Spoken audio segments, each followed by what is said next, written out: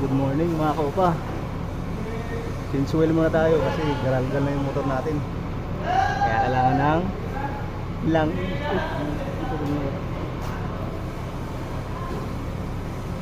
kailangan ng langis. Sige, kalansing na eh.